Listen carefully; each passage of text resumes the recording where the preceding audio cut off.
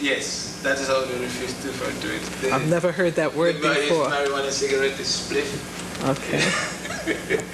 All right. Now, the tree branches around the eyes. Oh no, that's as they're dancing and performing, the dreadlocks are.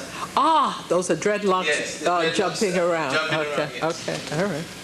Well, good to know for the uninitiated. Okay, very interesting. The colors that I use are the colors of the Ethiopian flag. Okay, green. Okay? Red, green, and gold. Mm-hmm. They always had that flag on their set. As you know, Rastafarians see Haile Selassie as the risen Christ. So this is what I used.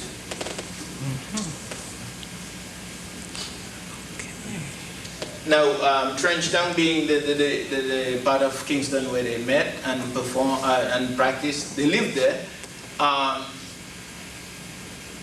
Trenchtown is seen as a ghetto area where, in fact, in one song he says, somebody says that nothing good can come from Trenchtown, but Trenchtown rocked the world. I mean, you can see Bob Marley's influence all over the world. Yeah. So that's why I call it Town Tremor, because it is a little tremor that rocked the world. Okay, yeah. Okay. Trenchtown is one of the depressed areas with no grass, houses or shacks, and probably not much running water and much else. I've seen pictures of it. I've not been to Trenchtown. And they also have a song that says, the stone that the builder refused shall be the head cornerstone.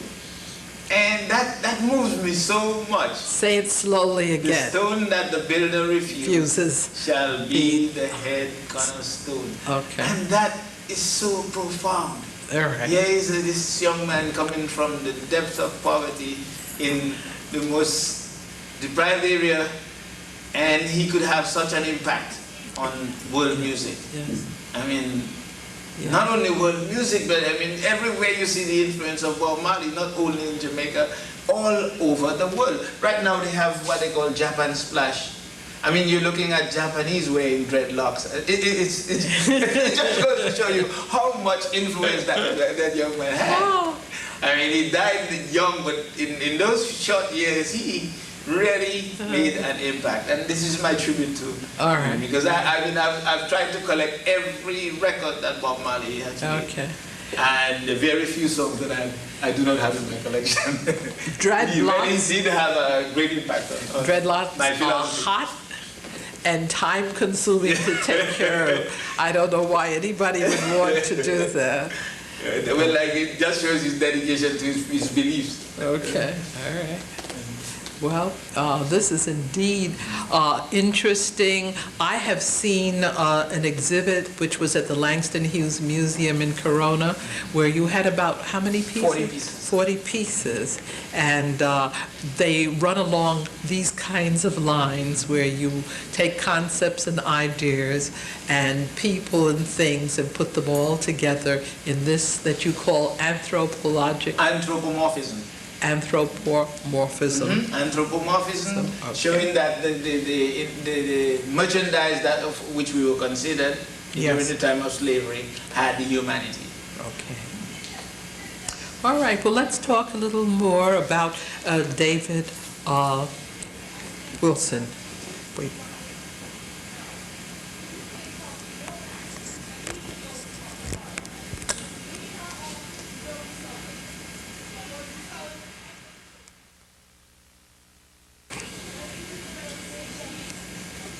Well, in the few minutes that are remaining, we're going to focus on the artist, Mr. David Wilson himself.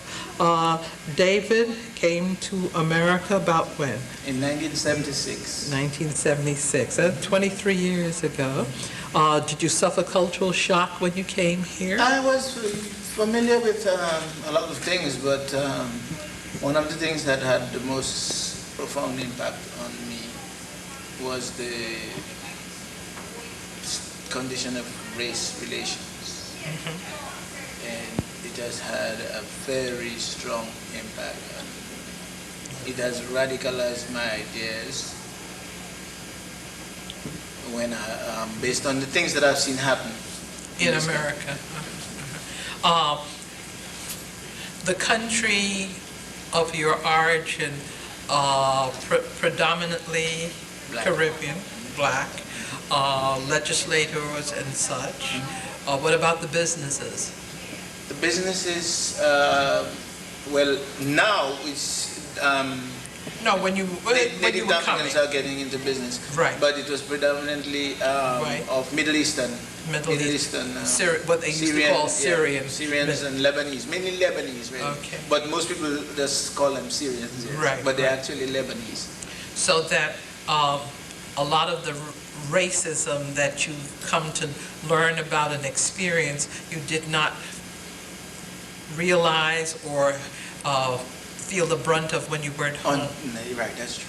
Okay, that's why. There were little Yeah. class.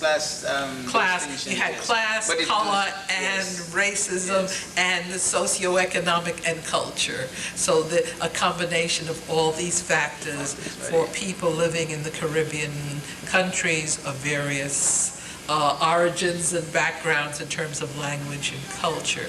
But when you came coming here, to the United States it was hit a you. culture shock. yes, Okay, in that all aspect. right. Although I was aware that it existed. Yes, Uh, being aware and experiencing. Experiencing this is two different Right, things. right, right. Well, what have you been doing with your art? When did you start doing these big pieces, since you arrived? Yes, since I arrived in the United States, yes. Well, I graduated out of York College. I started my college career at Manhattan College in Manhattan, Bronx. Borough of Manhattan? No. Manhattan Manhattan College which in is Riverdale. Riverdale, Yeah. okay, I a did Catholic Catholic. Right. Yeah. college. I spent my freshman year there, and then the distance was too much for me. I've never been used to traveling that much, so York College was much closer. Right, you were living where, in Brooklyn? I was living in Laurelton. Laurelton, Yeah, oh, so you were like- going from there up to the Up to Bronx, Riverdale, up yes, Riverdale. Riverdale. And I lived with my cousin, Pelham Jolly. He was the one who helped me through college. And so I registered at York for the latter 3 years of and I graduated from York in 1980. What did you major in? Economics. Okay, And I minored in languages. okay. What languages did you minor in? Well, I Since you knew just French a and mix of Spanish. Spanish and French. But now I'm back at York doing some Spanish courses, Spanish and education courses, because now I teach Spanish Oh, at a junior high school. That is IS 192. oh.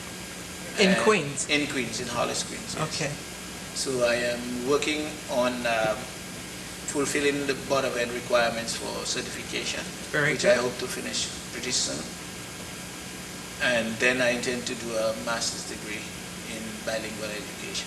oh, very good, okay. So you're busy, so painting is another full-time occupation, Yes, it so is. you have two full-time Yes, it is. occupations, plus you're married, and My wife is Yvonne, formerly Yvonne Chambers, yes, who has been a pillar of support. okay, I and mean, this woman drives me all the way wakes me up in the middle of the early morning, tells me, it was my birthday, she tells me, I'm taking you to Washington, D.C. to see the Vermeer show. I mean, I was up and out of that bed so fast. And she drove all the way to Washington and back. very That nice. was a birthday present because I wanted to see the Vermeer show. She has been a pillar of support.